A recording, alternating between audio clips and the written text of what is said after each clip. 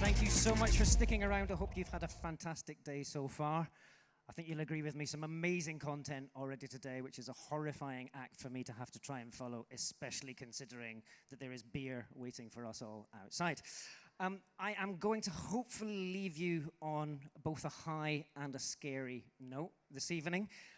As you can see, I'm here to tell you what people are really doing online. Spoiler alert, I'm not going to talk about porn, but I do have data on it. If you want the data on porn, come and grab me at the end, not literally, and I will tell you all about what people are doing online on porn. So, I'm Simon Kemp. Very nice to meet you all. For those of you who are on social media, you'll find me as Eskimon pretty much everywhere across the internet. It would be very nice to meet you there. You can send me your questions, you can send me your abuse, and you can send me your challenges. I'm open to all of it. I run a company called Kepios. We are a marketing advisory company. Our whole reason for being is helping our clients to make sense of what the future of digital looks like. And one of the main ways that we do that is through these reports, which we produce in partnership with We Are Social and Hootsuite. If you've not seen these before and you're a data nerd, I've got some very exciting news for you. You will find literally thousands of charts covering online consumer behaviors for pretty much every single country in the world, all for free. And I will have a free QR code link for you at the end just to test you're still awake, and you can get all of those for free. But what those really aim to do is give you a really good insight into what the current state of digital is everywhere in the world. So what are people doing today? And what does that mean they're likely to do tomorrow? Here are the very latest numbers that we published just a couple of weeks ago. So this is lots of very big numbers. I appreciate we're in Europe here where full stops and commas are used differently. These really are 7 billion people. Therefore, you've got 5 billion people, 2/3 of the world's population, and that includes newborn babies and people over the age of 100, using mobile phones. We're already at 58% internet penetration, and we've got some really quite decent numbers from social media perspective as well. It is important to stress, though, it's not evenly distributed. So internet use, I love the way every time I change a slide, you all just lift your phones up. This is where I tell you, now that you've given yourselves repetitive strain injury, that you can download all of these in super high resolution whenever you want. But if you want to take photos, please feel free. So not necessarily evenly distributed. In our part of the world here, pretty decent, 95% of us. What are the other 5% doing? I'm not quite sure. But if you go to places like Middle Africa, you can see just 1 in 8 people today using the internet. So still some way to go before the internet is ubiquitous. But the really exciting stat, if you're a nerd like me, from this year's data, when we published the reports in January, we discovered that over the last 12 months, every single day, 1 million people came online for the very first time every single day. You remember what it was like the first time you came on the internet? Every day, 1 million people get to experience that. That's just really quite exciting stuff. And what's driving that? One of the biggest drivers, especially in the developing world, is a desire to use social media. I'm going to dig into these numbers in a little bit more detail in just a minute, but just to give you some context, okay? Social media is one of the biggest incentives to get people online for the first time, to the extent where if you start factoring use of social media by age groups that are eligible to use it, so we've taken 13 years old and above as the baseline for this, you'll notice that globally, the white chart there, the white bar even, 58% of eligible audiences already use social media today. You will notice, though, on the right-hand side of that chart, that there are a number of countries where the number is 99%. And you start to be a little bit skeptical here. I've capped that number at 99%. But in some of the countries that you have on the end of that chart, the numbers that the social media platforms are reporting are higher than the number of people alive in that age group. And you start to get a little bit confused and go, hey, that's not possible. Let's dig into that data in just a little bit. But just as to give you a perspective on the fact that social media is big, duh, and lots of people are using it, but that's not the whole story. But it's not just social media that's keeping us busy online. I think this chart really messes with my head, right? These are the top categories from a mobile download, my mobile app download perspective for the whole year 2018, right? You can see you've got lots of different stuff there. Games. If you are not, as a marketer, looking at games now, you are massively missing out. Games are 4 times bigger than any other app category. Whether it's on Google Play, whether it's on iOS, games are where it's at in terms of time spent and all that kind of stuff.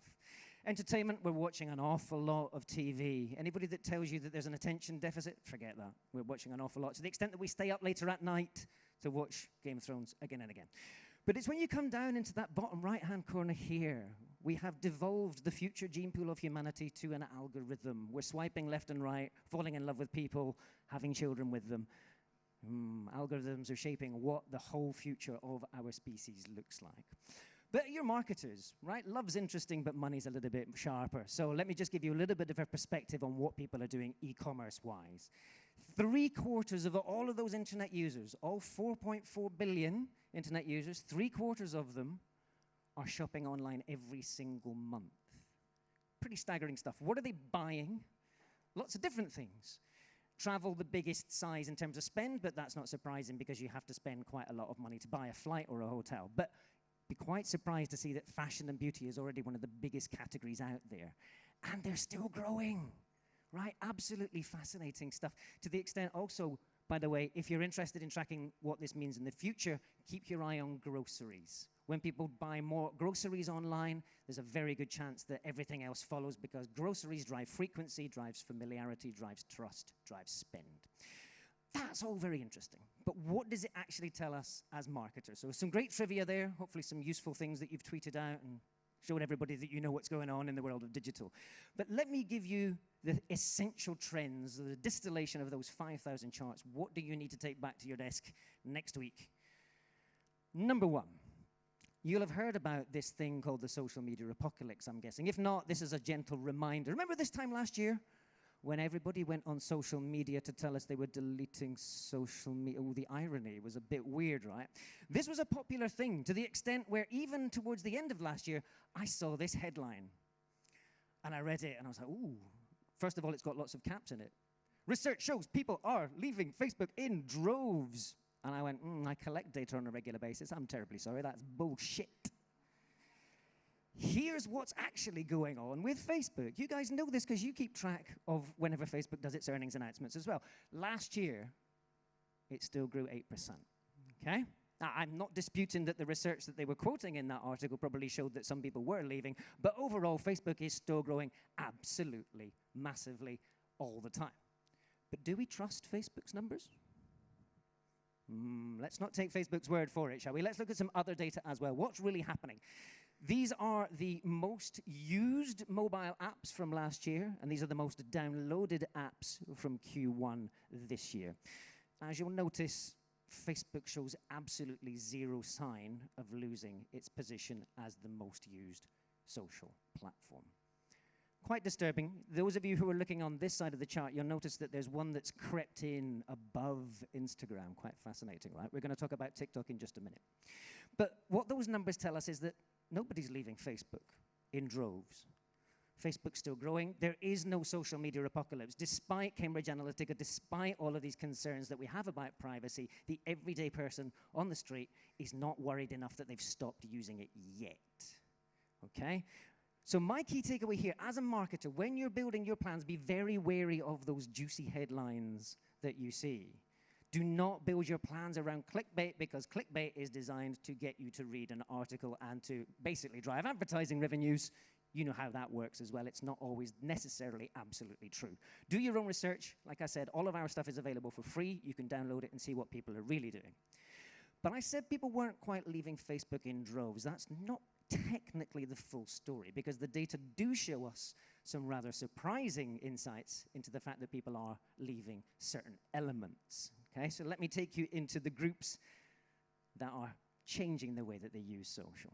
So you guys are all well knowledgeable. The fact that you're here proves that you're interested in tech enough. You've probably tracked this stuff. It's no surprise to you, I'm pretty sure, that the kids are leaving Facebook. And sure enough, the data backs this up. This is data for the period October to January of this year, so October 2018 to January 2019, 7% drop in the number of people aged 13 to 17 that you can reach with Facebook ads. This data comes from Facebook itself, so theoretically, there should be no contention in there. So, but we kind of knew this, right? The kids are leaving Facebook. This is not a new story, but it's good to know to what extent they're leaving. You probably also knew that those kids are leaving Facebook and going to Instagram. You see a few people nodding their heads. Terribly sorry, folks. No, That's absolutely not the case. I was absolutely stunned when I made this chart. 13 to 17-year-olds on Instagram also left more than 3% during that same October to January period. Bit of a shocker, because we all thought that's where the kids were going. So what's going on? Those of you who are tracking social media on a regular basis, I'm pretty sure you've heard of TikTok. I mentioned it in the earlier slide. Is that where the kids are going? Is this where all of those teenagers are making their way to and spending all of their time? Well, interestingly, TikTok doesn't publish data to the same extent that those other social networks do. You can't really advertise quite properly yet on TikTok, so we don't have the data in the same way. So I looked at some other numbers. These are global Google searches for both Snapchat in the red and TikTok in the gold. And you'll notice that searches for TikTok are now actually higher than searches for Snapchat. That gives you a sense of just how much traction TikTok has gained. But here's the really surprising thing, right? TikTok was the most downloaded app in Q1 around the world, and yet when you look at two of the world's most important countries from a social media perspective, the United States and the UK, this is the download rank in the App Store for TikTok, and you'll notice it's already going down. Now, don't get me wrong, I'm not saying that TikTok is dead, but what I am saying is that it's very easy to get distracted by the stories that we read in the media. If you are marketing to teens in the US and the UK, these are the kinds of numbers you need to be looking at and not following those clickbait headlines that tell you that all things will be magically solved on TikTok.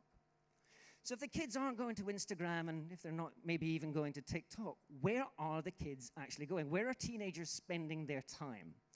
Unfortunately, we don't have a conclusive data point, but inevitably we went out and did some qualitative research on this. And the real answer is that they are moving away from social networks in general, whether it's Instagram, whether it's obviously Facebook, and they're going to places like communities.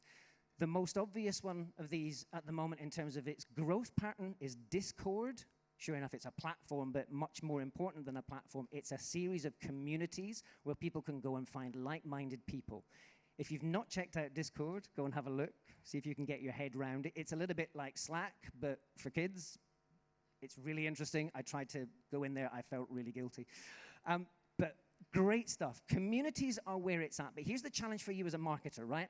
For the most part, you cannot advertise in any of these communities, perhaps with the exception of Reddit, which is still very popular with this age group as well. In that case, if you cannot interrupt people with advertising in these platforms and within these communities, you're going to have to find a different way of succeeding. If you want to raise awareness, if you want to increase the chances that people will choose your brand, you need to move to a model of inspiration, whether it's inspiring other people to talk about you, or it's inspiring them to be able to do the things that increase the likelihood that your brand is relevant in their life. Marketing that inspires people is what the entire influencer movement is built on, whether it's giving you makeup tutorials or showing you how to do crazy stuff on a skateboard. That's what is driving this interest in communities. You want to be looking at that kind of stuff as a marketer too, okay?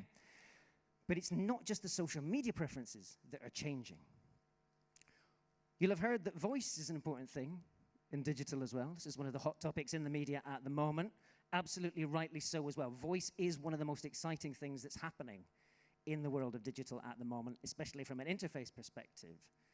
But here's the weird thing, right? If you read an awful lot of the media stories, especially here in the West, about what's happening on voice, we're missing the complete sort of angle from which this growth in voice is coming from. Most of the stories are talking about these great devices, and sure enough, they're very exciting. Whether it's the Apple HomePod, whether it's the Amazon Alexa, all these kinds of devices, very interesting from a shopping perspective. But this is what voice is really all about. This is from an amazing article in the Wall Street Journal. This is a station porter at one of the stations in Delhi. He's waiting for his next customer, and he's not quite got the level of literacy that he's comfortable typing stuff into his phone. He also speaks a language that doesn't have a character set that he can enter characters into his phone directly with. Therefore, he is using voice search to find videos to watch on YouTube. And if you think about it, there's a lot of people in a similar situation in India. 100 million people came online for the first time in India last year alone, okay? This is the use of voice search. You'll notice countries in the West Pick your country. There's a very good chance it's over there on the right-hand side. You come over here, you'll notice that worldwide, more than 40% of internet users today use voice. But look, India, China, Indonesia, 3 of the world's biggest internet communities already using voice today. And this is why, okay? It addresses all of these challenges. It addresses the fact that people may not have the same levels of literacy that they need to make sense of the internet, especially in the English language. They may have a character set. If you go to a place like Myanmar, trying to type that stuff into a phone, fuck no, oh my God, just give me voice already. And then people with challenges, the people that are blind, people that don't, if you've got arthritis, the older folks. Voice addresses all sorts of amazing accessibility opportunities. But what's really exciting is that folks like you and me, I'm Scottish, so it doesn't really like me. Every time I try and do it, it reminds you of that video when the guy's in the elevator. Take me to 11. That's basically my life on voice. But nonetheless, most of us can use this stuff. And therefore, as a developer, you go to the other tracks and you speak to the development folks, they know that incorporating voice into their apps and into their services has a huge benefit from an economies of scale perspective. And as a result, they want all of us in this room, in the US, wherever it may be, they want everybody to be using voice. That's great because it improves the accessibility, but for you as a marketer, this has some very serious implications. Right? I did a recent test with one of these brands. Maybe it's just my Scottish accent again, but okay, Google, tell me about Audi. Aldi is a chain of supermarkets. Oh, fuck, just take me to BMW. But here's the other scary bit. As I mentioned, I am Scottish, so when I'm shopping for breakfast, as I do on a regular basis, I go on. I'm not going to pick on you, but I'm going to pick on you. What am I buying? Just read these things out for me. When I go shopping, what am I buying? Beer? Chips? Are you a marketer? I'm not going to pick on you anymore. In marketing, we've got to recognize that people do not say, I want 6 330 milliliter bottles of Heineken, a 120-gram bag of Lay's salt and vinegar crisps, and a 1 pint. No, we talk in generics. Even as marketers, we talk in generics, so good luck when you're talking to your average audience, okay? This is what happens. When you say, okay, Alexa, add beer to my cart, you've got 4 choices of the way that the algorithm decides which brand goes in. Either it asks us, but that's really uncomfortable. That adds friction. E-commerce platforms don't like friction. This is what Walmart is doing with Google in the US. It basically defaults to what you bought last time. As a marketer, that's terrifying. If you want to enter a new category where you're not the default choice, oh dear God, we are stuck. It may recommend what your friends bought, which is good, but realistically, it may just use an algorithm to choose on your behalf. This is where the exciting stuff is coming from, because it is an opportunity for the platforms to add new variety into our shopping habits, a chance to surprise and delight, one of those great marketing cliches. But that's what the platforms, if you think about it, that's where they're going to want to go. What does that mean from your perspective? The reality is, we're not going to be marketing to consumers anymore. We're going to be marketing to the machines. If you want to succeed in that world as we move into the next coming months, you're going to need to learn how to do that. Do you see that as an opportunity, or do you see it as a threat? The way that you choose to answer that question will define the rest of your career. If you see it as a threat, you may want to rethink it and see it as an opportunity instead. To leave you on a more optimistic note, here are 3 things that you can take back to your desk as of Monday morning. First, when you're building your plans in the short term, do not base them on clickbait. Do your research. Do yourself justice. Inspiration will always beat interruption. And most importantly, make friends with algorithms. I promised you data. Get your cameras ready. If you want free numbers for every country in the world, you'll get them all there. A whole sea of, I feel famous for a moment. It's lovely. Okay, for those of you who still haven't quite cracked how to get QR codes, and if you haven't managed that, then just get hold of me here. It's been a real pleasure talking to you. I hope you have a fantastic rest of the conference and a great evening. Thank you.